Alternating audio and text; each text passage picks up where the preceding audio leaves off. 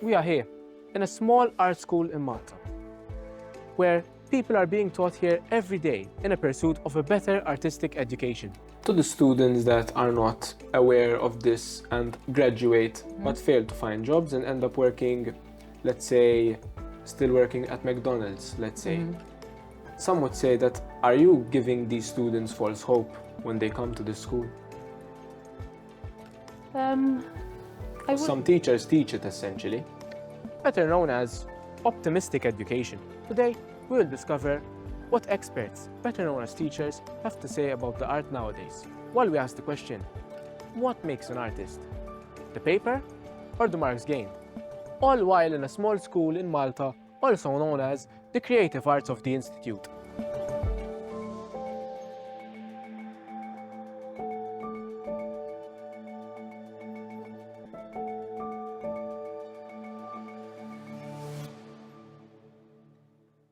Good morning.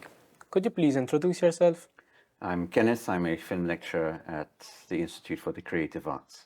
I am Clint Calleja, and I'm a fine art lecturer at MCAST ICA.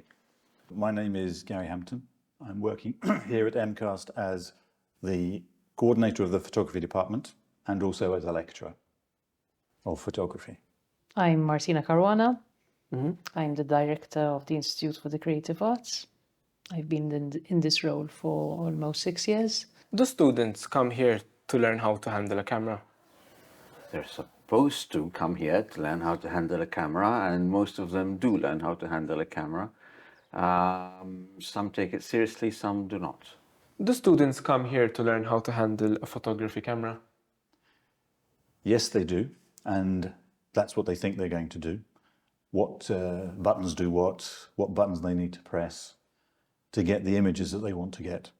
That's one of the fundamentals of what they're coming to learn. Can they learn those fundamentals on YouTube instead? Yes. If I'm being honest, there is no reason for a photographer necessarily to come and have a BA in photography. Personally myself, I don't have a BA in photography, but I've been a photographer for more than 25 years, earning my living. It depends what you want.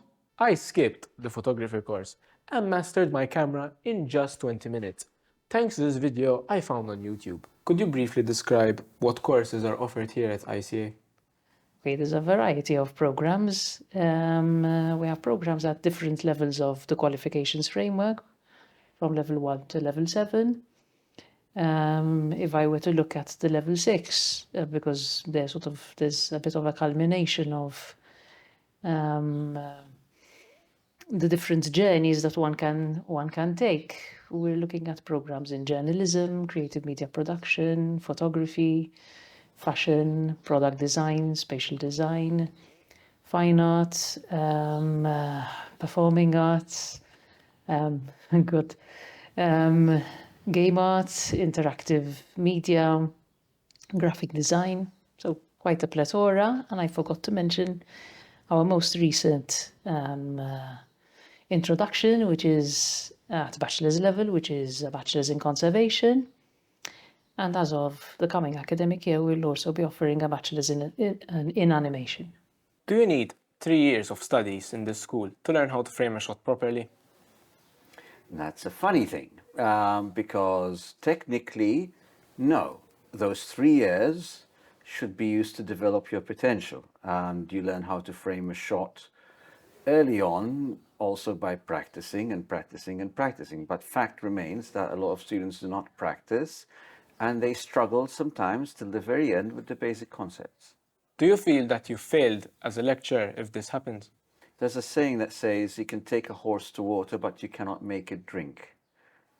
We can only give the means, the possibility, the space, the encouragement, sometimes the pressure for students to do their work. But if they don't want to, then there's nothing that we can do. Speaking of framing, art, or aged art, especially in this case, is one singular shot framed onto a canvas, making it a very dull movie to watch. What is the difference between art and fine art? Is one aged? Few hundred years ago, the distinction between art and fine art In my opinion, it was quite clear. Nowadays, unfortunately, I must say, the distinction is blurred. Also because we have more access to art because of the internet and social media. And before, in order to experience fine art, you had to visit either museums, palaces, or churches. Are our students exiting the course going to be the next Spielberg? Or are most of them going to be behind the camera in the local TV station shooting weddings? TV stations do not shoot weddings, but there will be the one student per year who will actually do something artistic, creative, important with what they have learned, mainly by taking it further with further studies and further experimentation and just sheer hard work. Students go into tertiary education, especially in a vocational setting, looking towards their future careers. Realistically, how many of the graduates in the arts will find work in the field that they studied?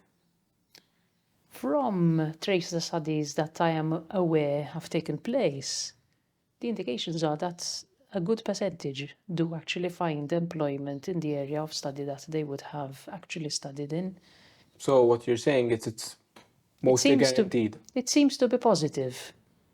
But will they be working a high-end paying job or, let's say, for creative media in a Maltese local television studio?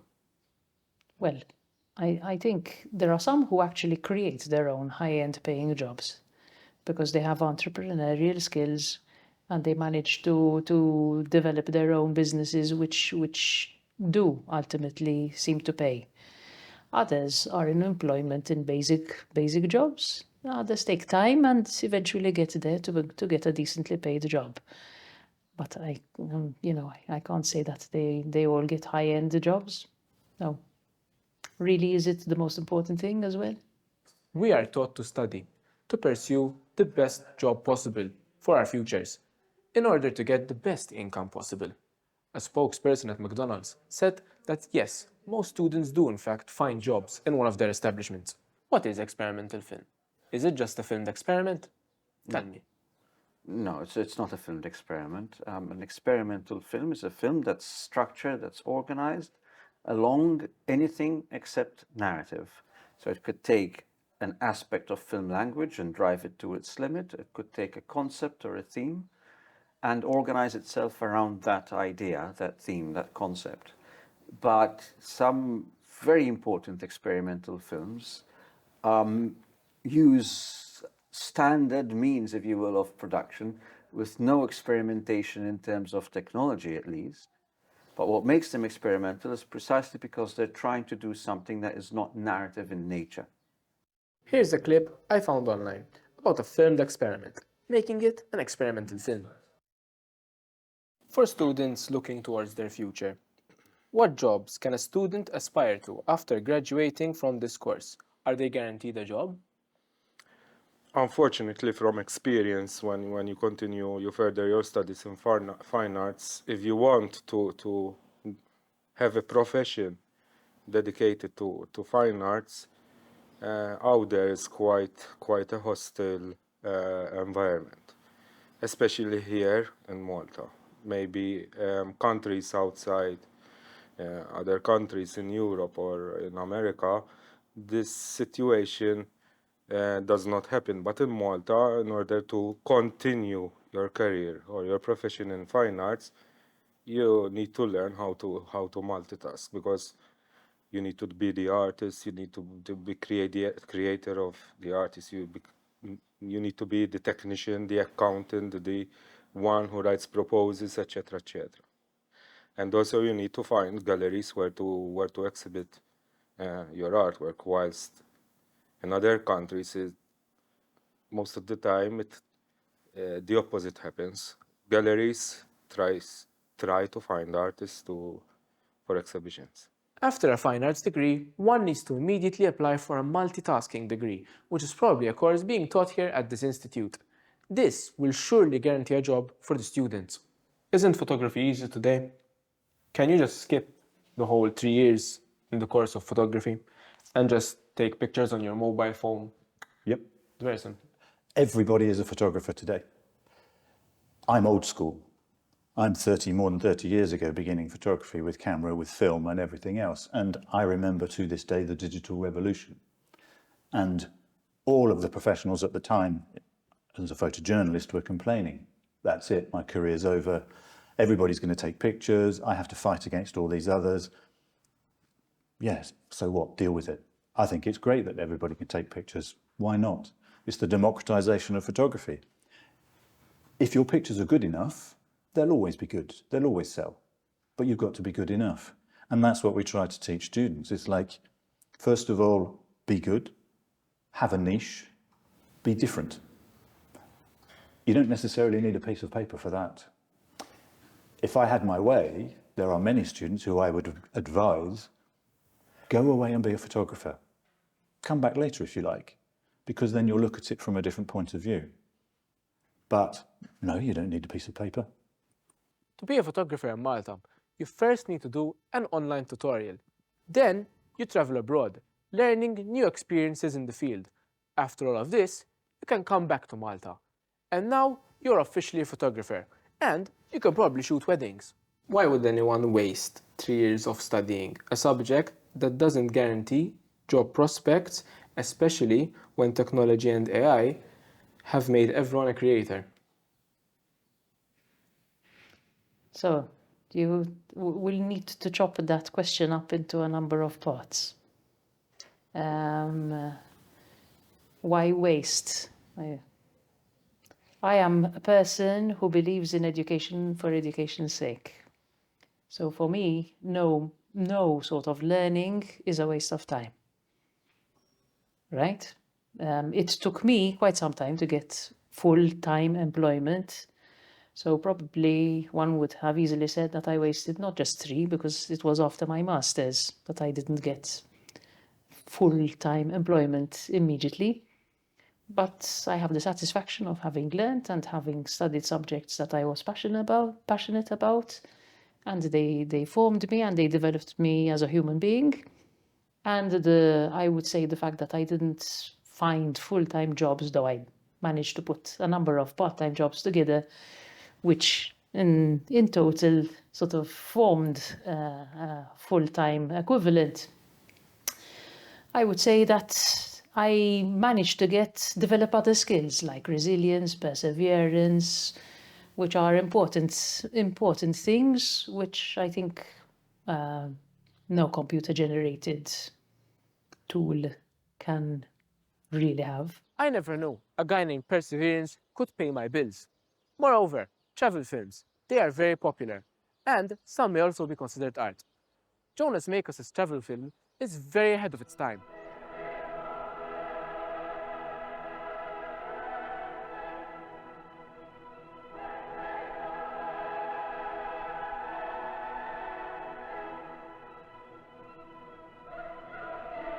This is Reminiscence of a Journey to Lithuania by Jonas Mekas from the 1972, around your period in time.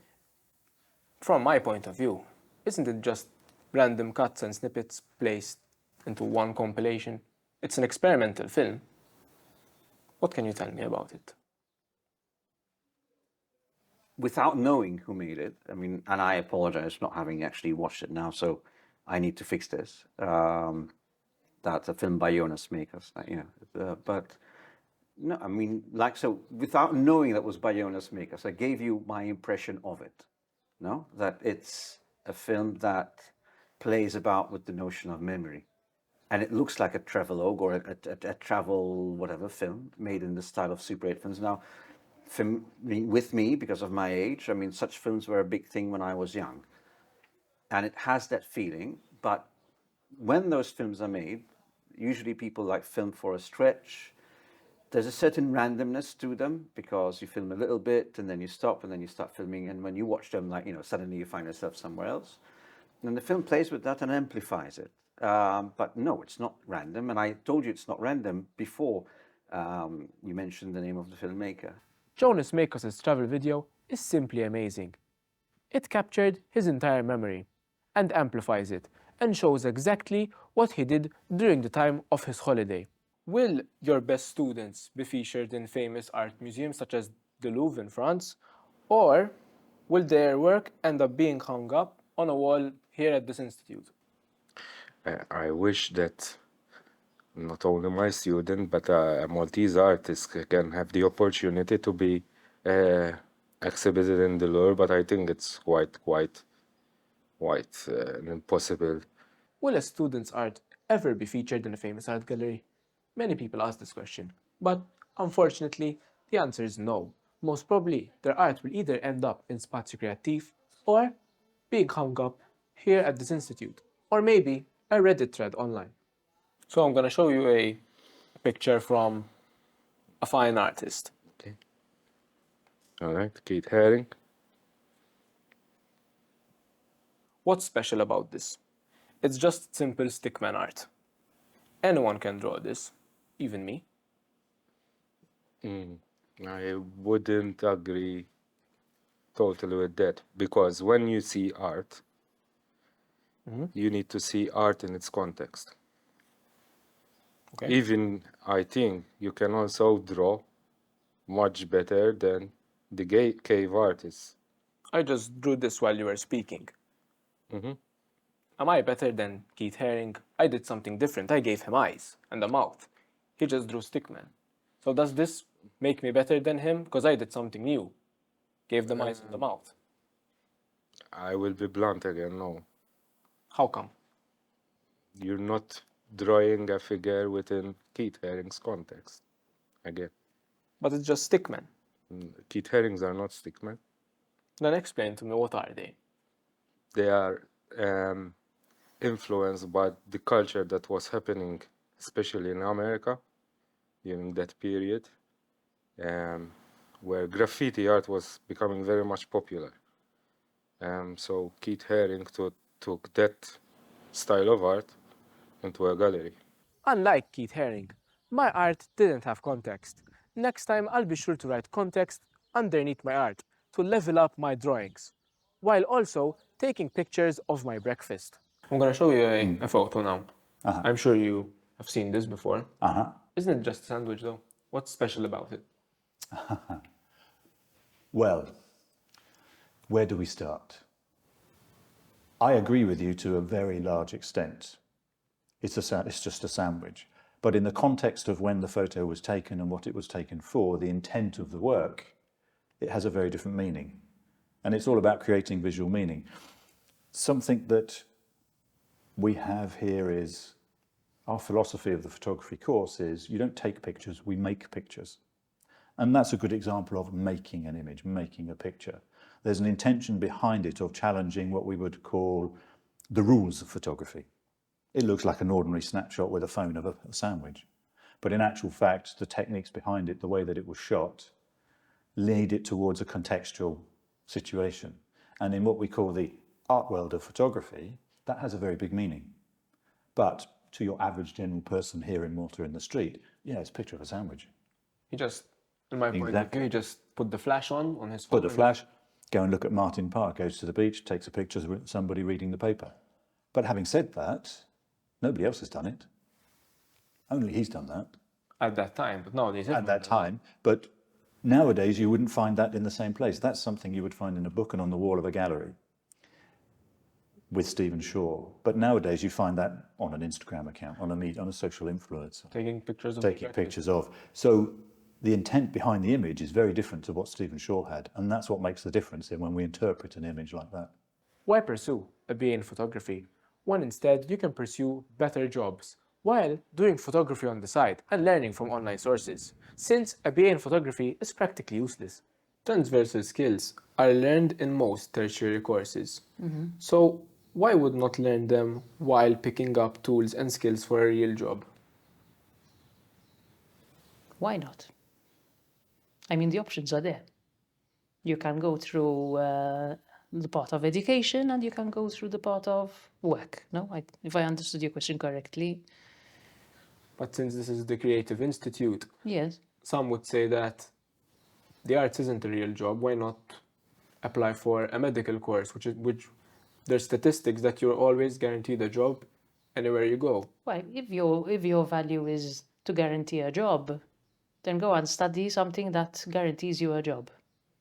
But if your value is in self-fulfillment, and self-fulfillment, according to me, goes beyond the amount of money that you earn, then you study what you want, you do your very best in it and become proficient in that area, and I would say you will have the abilities to guarantee yourself a job.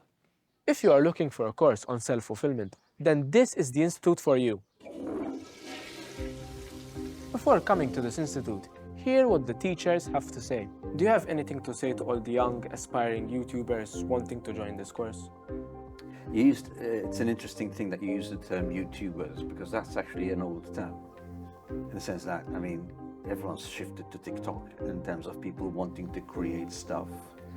And that is in itself a warning that technology shifts, and what's the big thing one day will not be the big thing tomorrow.